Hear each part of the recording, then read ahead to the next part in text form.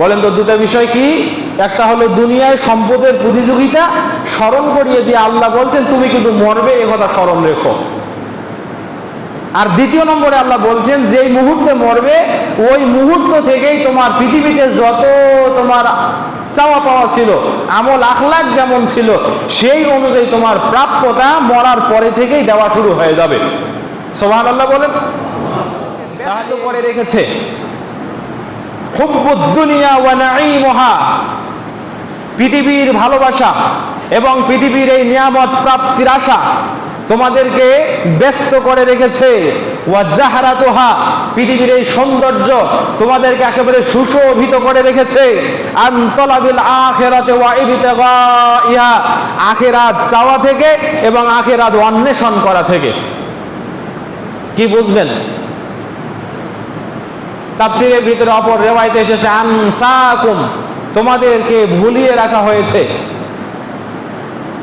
তোমরা ভুলে থাকলে সম্পদের প্রতিযোগিতা করতে করতে কোন দিক থেকে তোমার বয়স চলে গেল, কোন দিক থেকে তুমি ইবাদত করার জন্য একেবারে অনুপযোগী হয়ে পড়লে, কোন দিক থেকে তুমি একেবারে নিজের জীবনটাকে শেষ করে দিলে, এটা তুমি বুঝতে পারলে না।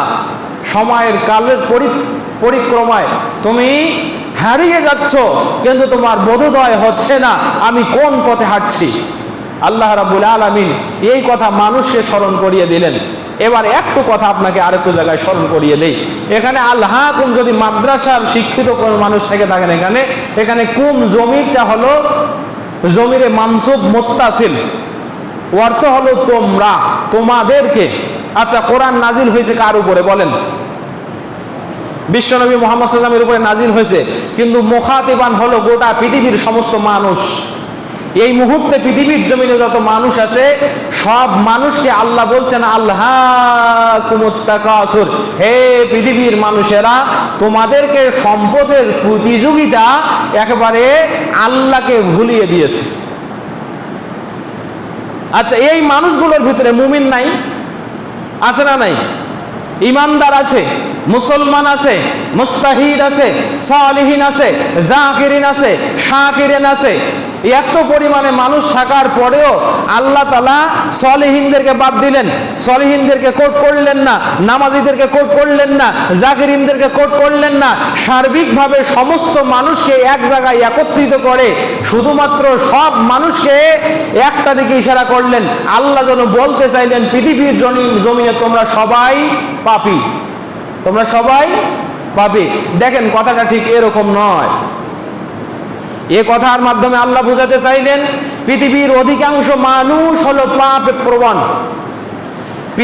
পৃথিবীর অধিকাংশ মানুষ হলো আল্লাহকে ভুলে যাওয়া, পৃথিবীর অধিকাংশ মানুষ হলো শয়তানের অনুসারী, পৃথিবীর খুব কম সংখ্যক মানুষ হলো আল্লাহকে স্মরণ করেনেওয়ালা মানুষ। যেমনটা আল্লাহ তাআলা সূরা সাবার ভিতরে বলছেন, কলিলুম মিন ইবাদিয়াশ শাকুর, হে পৃথিবীর মানুষ জেনে রাখো আমাকে কৃতজ্ঞতা প্রকাশ করবে, আমার নিয়ামতগুলোর কৃতজ্ঞ হবে। আমি যে খালেক আর সে যে মাখলুক, খালেক এবং মাখলুকের অভ্যন্তরীণ যে সম্পর্ক, এটার ভিতরে সবচেয়ে বেশি অগ্রগামী যারা হবে এই মানুষগুলোর সংখ্যা হবে পৃথিবীর জমিনে খুব কম। দেখেন, পৃথিবীতে অধিকাংশ মানুষ যে পাপ প্রবণ, অধিকাংশ মানুষ যে পৃথিবীর জমিনের জাহান্নামে যাবে, এই কথাটা সহিহুল বুখারীর ভিতরে এখানে হাদিস এসেছে। এছাড়াও হাদিসখানা আপনারা পাবেন মিশকাতুল মাসাবি, বাবু আহওয়ালিল কিয়ামতি ওয়া বাদিল খালক, কিতাবু আহওয়ালিল কিয়ামতি ওয়া বাদিল খালক, বাবুল হাসর, এই অধ্যায়ে হাদিস আসছে ফসল আউয়ালে। হযরত আবু হুরায়রা রাদিয়াল্লাহু তাআলা, আবু সাঈদ খুদরি রাদিয়াল্লাহু তাআলা আনহু বলেন, قال رسول الله صلى الله عليه وسلم قال الله تبارك وتعالى آدم يقول الله تبارك وتعالى لآدم, কিয়ামতের ময়দানে আল্লাহ রাব্বুল আলামিন হযরত আদম আলাইহিস সালাতু ওয়াস সালামকে ডাক দিবেন। আল্লাহর নবী বলছেন, শোনো, কিয়ামতের ময়দানে আদম আলাইহিস সালাতু ওয়াস সালামকে আল্লাহ তাআলা ডাক দিবেন, ইয়া আদম, হে আদম, আখরিজ বাসান্নার, হে আদম, যে মানুষেরা জাহান্নামে যাবে এই জাহান্নামী অংশটাকে তোমার সন্তানদের মধ্য থেকে তুমি বের করে দাও।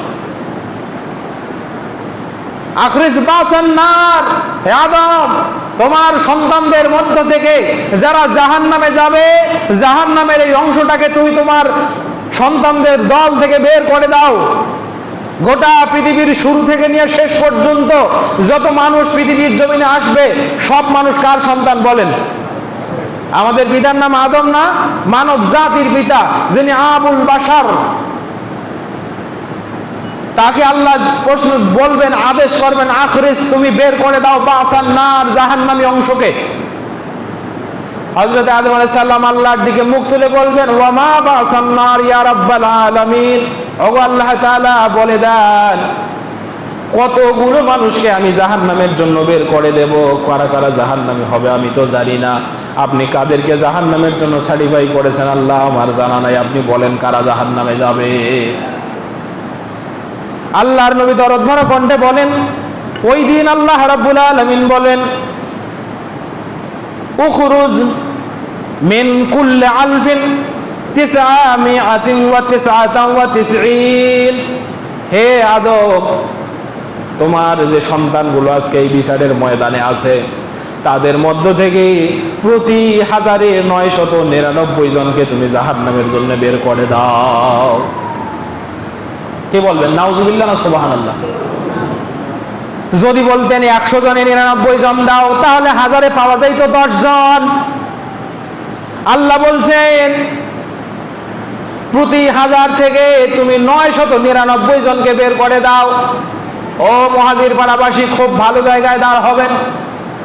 এই মুহাজির পাড়ায় যদি 5000 মানুষ থাকে, অথবা 4000 কিংবা 20000 মানুষ যদি থাকে, আমি ধরে নিলাম, হাদিস যতটুকু বলছে আল্লাহর ভাষণ অনুযায়ী কিয়ামতের ময়দানে বলেন তো স্বাভাবিকভাবে এই মুহাজির পাড়া থেকে কয়জন মানুষ জান্নাতে যাবে? না, সাহস করে বলেন। যদি 20000 মানুষ থাকে, জান্নাতে যাবে মাত্র 20টা মানুষ। যদি 10,000 মানুষ থাকে, জান্নাতে যাবে মাত্র 10টা মানুষ। যদি 5000 মানুষ থাকে, তাহলে 1000-এ 1 জন করে হলে মাত্র 5টা মানুষ জান্নাতে যাবে। তবে আমি মনে করি আল্লাহ রাব্বুল আলামিন তোমার কাছে দোয়া করছি, এই মুহাজির পাড়ার মানুষগুলো বড় ভালো, আল্লাহ তুমি তাদের সকলকে তোমার জান্নাতের একটা করে টুকরা বরাদ্দ করে দাও।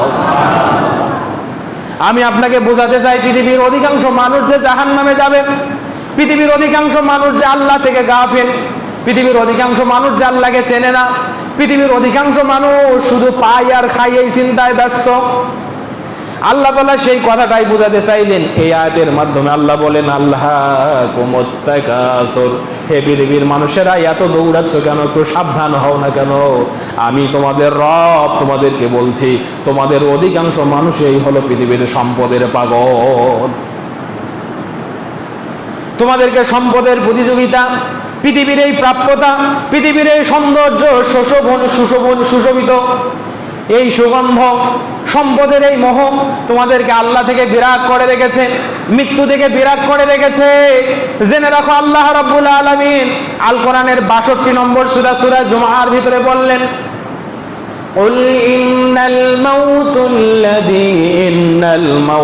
الذي تفرون منه فإنه ملاقيكم।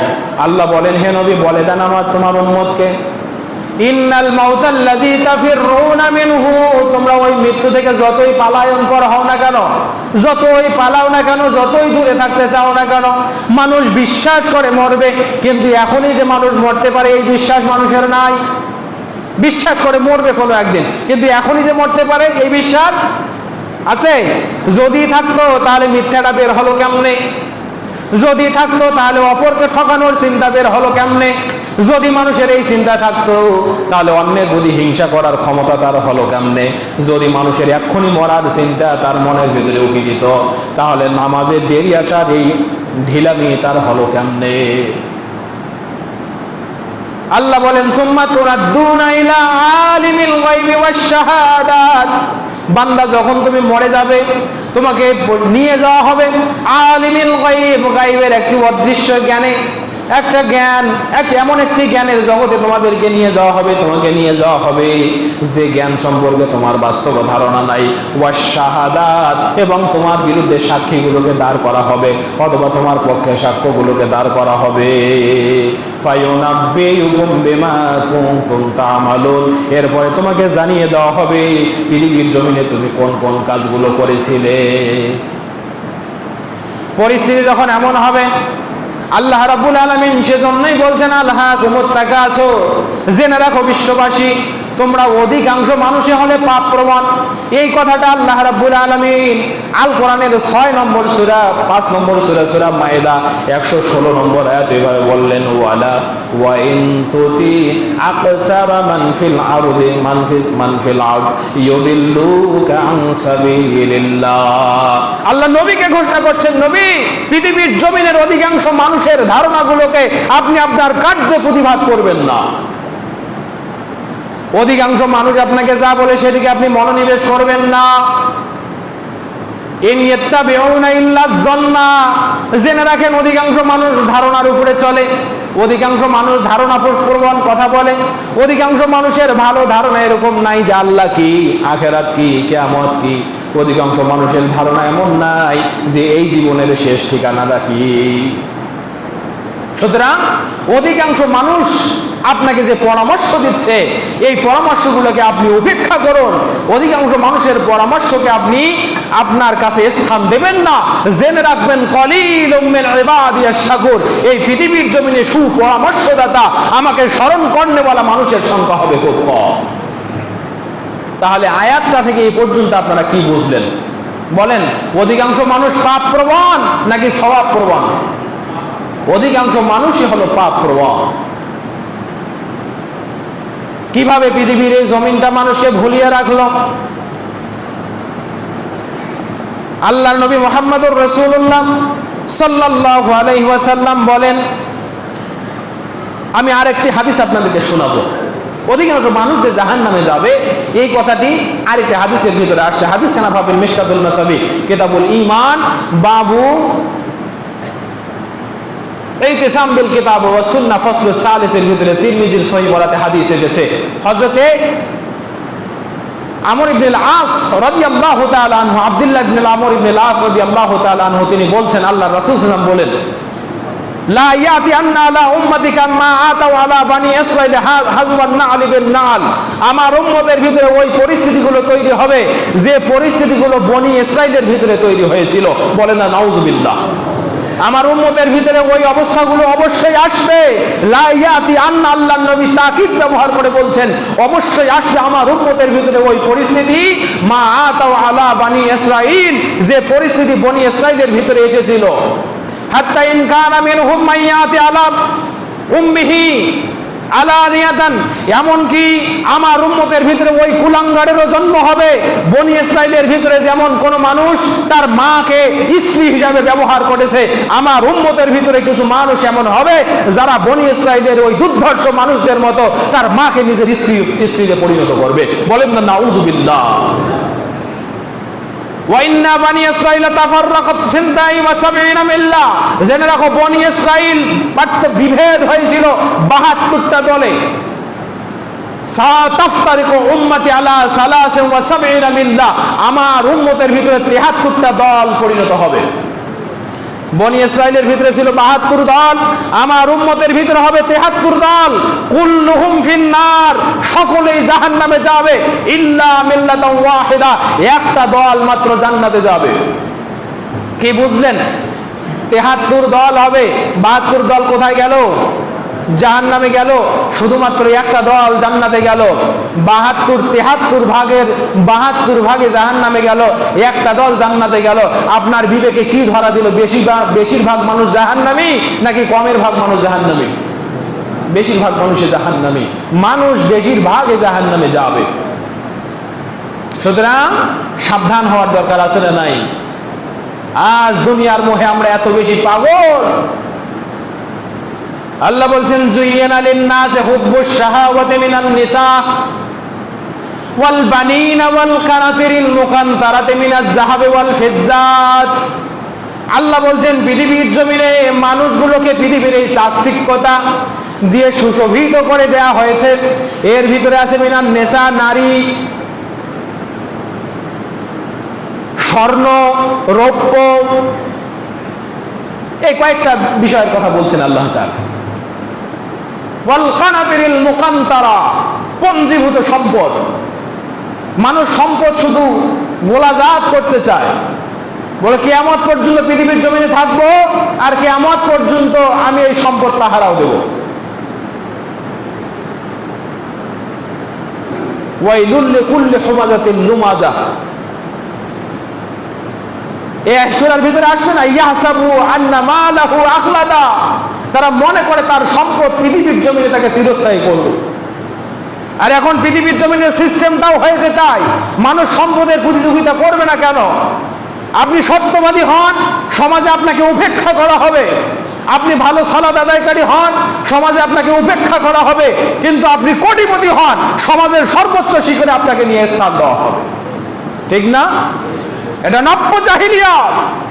মানুষকে তাকওয়া অনুযায়ী সম্মান করা উচিত, মানুষকে টাকার জন্য সম্মান করা উচিত নয়। তবে পরিস্থিতি সম্পূর্ণ এটা নয়, বরং পরিস্থিতি আরো ভয়ঙ্কর। আবার যার যত বেশি টাকা, যার যত বেশি ক্ষমতা, মানুষ তাকে আবার শ্রদ্ধা ভরে সম্মানের জায়গায় নেয় না, তাকে ঘৃণা ভরে সম্মান করে।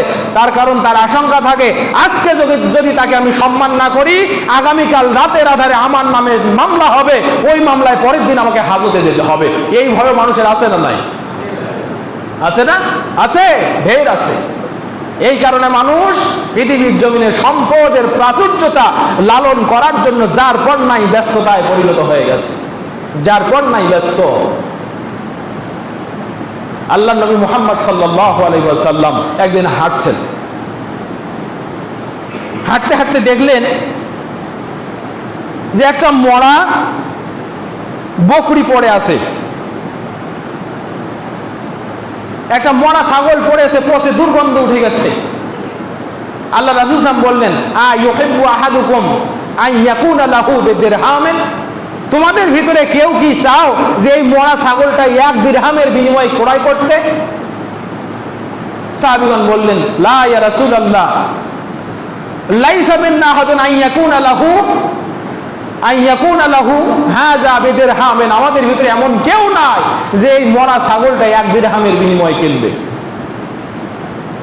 আল্লাহ নবী সাল্লাল্লাহু আলাইহি ওয়াসাল্লাম বলছেন, আজকে তোমরা এই পৃথিবীর জমিনে এই ছাগলটাকে যেমন উপেক্ষা করছো, আমার আল্লাহর কাছে এই পৃথিবীটা তার চেয়েও কম মূল্যমানের।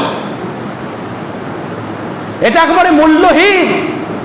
জেনে রাখো, আল্লাহ যদি এই পৃথিবীটাকে মাছির ডানার পরিমাণ মূল্য দিতেন, তাহলে মা সাকা কাফিরান ওয়ালা তামা, তাহলে কোন কাফিরকে, কোন বেঈমানকে আল্লাহ রাব্বুল আলামিন 1 ফোঁটা পানি পান করতে দিতেন না, একটা খাদ্য কণা পেটের ভিতরে গিলতে দিতেন না।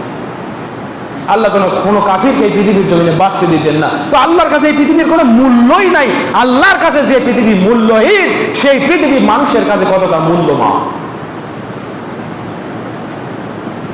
এই পৃথিবীর জন্য মানুষ কতটা পাগল।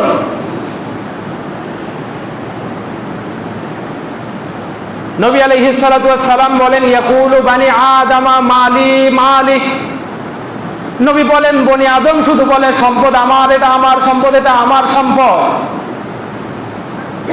জেনে রাখো, ফাইন্না মালুহু সালাসা, তার সম্পদ তো 3টা। মা আকালা ফাফনা, যা সে খাইলো সেটা নিঃশেষ হয়ে গেল। ওমা আমলা ওমা লাবাসা ফাআবলা, আর যা সে পরিধান করলো, এই পরিধান করতে করতে কাপড়টার উপযোগ শেষ হয়ে যাবে, এটা আমি ধরেন এটাও খেয়ে শেষ করে দিলাম। ওমা আতা ফাক্তানা, মূলত সম্পদ হলো তার ওইটা, যদি সে দান করে তাহলে এই সম্পদটা তার থেকে যাবে। এটাই হলো আখিরাতে তার জন্য পাথেয়। বলেন না সুবহানাল্লাহ। সম্পদ 3 ধরনের। একটা জীবন চালানোর জন্য আপনি খাইবেন, নিজেকে আবৃত করার জন্য পড়বেন, এটাও আপনার সম্পদ। যেটা খাইলেন সেটাও আপনার সম্পদ। এই 2টারই উপযোগ আপনি শেষ করে দিয়েছেন। আর এটা হলো দুনিয়ার জন্য, আর আখিরাতের জন্য একটাই সম্পদ, সেটা হলো যা আপনি দান করবেন ওটাই আপনার সাথে যাবে। হযরত আনাস রাদিয়াল্লাহু তাআলা আনহু সহিহ মুসলিমের হাদিসে আল্লাহ রাসূল সাল্লাল্লাহু আলাইহি ওয়াসাল্লাম বলছেন, ইয়াতবাউল মাইয়িতা সালাসা, যেই মুহূর্তে একটা লাশ বাড়ি থেকে বের হয়, লাশের কফিনটা যখন মানুষেরা ঘাড়ে করে কবর পর্যন্ত যাচ্ছে, আল্লাহর নবী বলছেন ইয়াতবিউল মাইয়িতা সালাসা, এই লাশটাকে বাড়ি থেকে অনুসরণ করছে 3 জন। কয়জন? 3 জন। ইয়াতবাউহু আহলুহু ওয়া মালুহু ওয়া আমালুহু, তাকে অনুসরণ করে বাড়ি থেকে বের হলো তার সম্পদ, তার সন্তান এবং তার আমল। কয়টা জিনিস বের হলো বলেন তো? তার সম্পদ বের হলো, তার সন্তান বের হলো, তার আমল বের হলো। বলবেন হুজুর সম্পদ কেমনে বের হয়? সম্পদ তো আমরা দেখলাম না, লাশের সাথে তো বড় জোর লাশের সাথে তার আমল যাবে আর তার সন্তানগুলো তার কফিনটা ঘাড়ে করে নিয়ে কবর পর্যন্ত যাবে। আপনি বুঝতে পারলেন না, আপনাকে যেই মুহূর্তে খাটলিতে আপনার সন্তান ঘাড়ে নিয়েছে, ওই সন্তান তখন এই চিন্তাটাও মাথায় মনে করছে যে আগামীকাল থেকে বাবার ওই 10 বিঘা সম্পত্তি 2 বিঘা পাবে আমার বোন, আর বাকি 8 বিঘা পাবো আমরা 2 ভাই। হিসাবটা তার মাথায় আছে।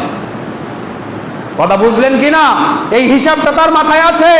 এই কারণে রাসূল সাল্লাল্লাহু আলাইহি ওয়াসাল্লাম বলছেন, তোমার সম্পদ তোমার সাথে বের হয়ে গেল, তোমার সন্তানগুলো তোমার সাথে বের হয়ে গেল এবং তোমার আমলগুলো তোমার সাথে বের হয়ে গেল। ফায়ারজিউ আহলাহু ওয়া মালাহু, কিন্তু কবরস্থ করার পরে তোমাকে কবরে রেখে তোমার সন্তান ফিরে আসলো, তোমার সন্তান তোমার সম্পদের হিসাব মাথায় নিয়ে বাড়িতে ফিরে আসলো, মানে তোমার সম্পদও বাড়িতে ফিরে আসলো, তোমার সন্তানও ফিরে আসলো। ওয়া ইয়াবকা মাহু আমালহু, শুধুমাত্র তার সাথে থাকলো তার আমল। কি থাকলো? তার আমল থাকলো। হাফিজ ইবনে আসাকির রাহমাহুল্লাহ তিনি তরজমাতে আহনাফ এই কিতাবের তরজমায় জনৈক ব্যক্তির উদ্ধৃতি দিয়ে বলছেন, ওই ব্যক্তি দেখছেন একজন ব্যক্তি তার হাতে একটা দিরহাম আছে। বলছেন মান লাহু দিরহামা, এই ব্যক্তি বলে এই দিরহামটা কার? তুমি যে হাতে একটা দিরহাম নিছো, মানে টাকা, এই টাকা যে তোমার হাতে, এটা বলো এটা কার? ক্বালা লি, ওই ব্যক্তিটা বলল যে এই দিরহাম আমার। তখন তিনি আশ্চর্য হয়ে বললেন, হায় আফসোস, ফাইন্নাদ দিরহামা ইয়াকুনু লাকা ইন তাফকাহু বিমারদাতিল্লাহ আও ফি সাবিলিল্লাহ। তুমি জেনে রাখো এই দিরহামটা তোমার তখনই হবে যদি তুমি এই দিরহামটা আল্লাহর রাস্তায় তুমি ব্যয় করো অথবা আল্লাহর সন্তুষ্টির জন্য যদি ব্যয় করো, তাহলে এই দিরহামটা তোমার হবে। এরপরে তিনি একটা কবিতার লাইন বললেন যে তুমি তো তোমার সম্পদের আনতা লিমালিন ইযা আমসাকতাহু, হে মানুষ তুমি নির্বোধ হলে কেমনে?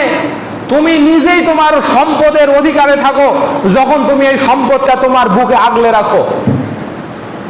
ফাইযা আনফাকতাহু ফাল মালু লাকা, কিন্তু যদি তুমি এই সম্পদটাকে আল্লাহর উদ্দেশ্যে খরচ করো তাহলেই কেবল সম্পদ তোমার আয়ত্তে এসে যায়, সম্পদ তোমার নিজের সম্পদে পরিণত হয়ে যায়। কথা কি বুঝলেন? সম্পদ যতক্ষণ পর্যন্ত ততক্ষণ পর্যন্ত সম্পদ আপনার নয়, বরং আপনি সম্পদের গোলামে পরিণত হয়ে গেছেন। এই কথা খুব ভালোভাবে বুঝতে হবে। যতক্ষণ পর্যন্ত সম্পদ আপনি আপনার বুকের ভিতরে আগলে রেখেছেন ততক্ষণ পর্যন্ত সম্পদ আপনার নয়, বরং আপনি নিজেই সম্পদের গোলাম। কিন্তু যদি আনফাকতাহু ফি সাবিলিল্লাহ ফাল মালু লাকা, কিন্তু এই সম্পদ যদি আপনি আল্লাহর রাস্তায় ব্যয় করেন, আখিরাতের পুঁজিতে পরিণত করেন, তখনই কেবল এই সম্পদ আপনার সম্পদে পরিণত হয়, তখন সম্পদই আপনার গোলাম। সম্মানিত হাজিরিন, এই সম্পদ কিয়ামতের ময়দানে কতটা কঠিন হবে আল্লাহ রাব্বুল আলামিন সূরা তাওবার ভিতরে বলছেন 37 নম্বর আয়াতে, ইয়াউমা ইউহমা আলাইহা ফি নারি জাহান্নামা ফাতাকওয়া বিহা জিবাহুহুম ওয়া জুনুবুহুম ওয়া জুহুরুহুম। ওই দিন সম্পদগুলোকে, যে সম্পদগুলো অন্যায়ভাবে গচ্ছিত করে রাখা হয়েছে, যে সম্পদের কোনো হিসাব দেওয়া হয়নি, যে সম্পদের হেচ্ছা পরিমাণ যাকাত আল্লাহর রাস্তায় বের করা হয়নি, পাশের বাড়িতে গরিব ভুকা নাঙ্গা না খেয়ে মৃত্যুবরণ করেছে, তাকে তার হক ফিরিয়ে দেওয়া হয়নি, ওই সম্পদগুলো কিয়ামতের ময়দানে আল্লাহ রাব্বুল আলামিন বলেন ফাতাকওয়া বিহা ইউহমা আলাইহা ফিন নার, এই সম্পদগুলোকে কঠিন পাথরে পরিণত করা হবে। এই পাথরগুলো জাহান্নামের আগুনে ফেলা হবে, জাহান্নামের আগুনে লাল টকটকে উত্তপ্ত পাথর দিয়ে ফাতাকওয়া বিহা তাকে আঘাত করা হবে, জিবাহুম তার মুখমণ্ডলীতে, ওয়া জুনুবুহুম তার পৃষ্ঠদেশে, ওয়া জুহুরুহুম তার পেটে পিঠে তার মুখমণ্ডলে, এইভাবে এই পাথরগুলো দিয়ে শেক দেওয়া হবে। জেনে রাখবেন জাহান্নামের আগুন পৃথিবীর আগুনের চেয়ে ৭০ গুণ বেশি দাহন ক্ষমতা সম্পন্ন। সেই আগুনে গরম করে পাথরগুলোকে যখন পিঠে ডাক দেওয়া হবে, পিঠে ডাক দেওয়া হবে, পেটে ডাক দেওয়া হবে, ডাক দেওয়া হবে, মুখে ডাক দেওয়া হবে, তখন আমার তো মনে হয় শুধু গোস্ত উঠবে না, হাড় সহ এই পাথরের সাথে ছিঁড়ে আসবে। নাউযুবিল্লাহি মিন যালিক। সম্মানিত উপস্থিতি, আল্লাহ রাব্বুল আলামিন বলছেন হাত্তা জুরতুমুল মাকাবির, হে পৃথিবীর মানুষ জেনে রাখো তোমাদের এই সম্পদের প্রতিযোগিতা, এই সম্পদ অন্বেষণ করার এই লোভনীয় এই ব্যাপারটা ততক্ষণ পর্যন্ত থাকবে যতক্ষণ পর্যন্ত না তুমি কবরে চলে গেছো। আল্লাহ নবী আলাইহিস সালাতু ওয়াস সালাম বলেন ইয়াহরুমু ইবনু আদম, বনি আদম বৃদ্ধ হতে থাকে, ওয়া তাশিব্বু ফীহি হিরসানে, তার ভিতরে দুটা লোভ, দুটা লালসা বাড়তে থাকে। বনি আদম যত বৃদ্ধ হতে থাকে তত দুটা লালসা তার জন্য তার ভিতরে বাড়তে থাকে, উচ্চ গতিতে কাজ করে। একটা হচ্ছে আল হিরসু ফিল আমাল, আল হিরসু ফিল মাল, একটা হলো সম্পদের মোহ, ওয়াল হিরসু ফিল উমর, আর একটা হচ্ছে বয়সের মোহ।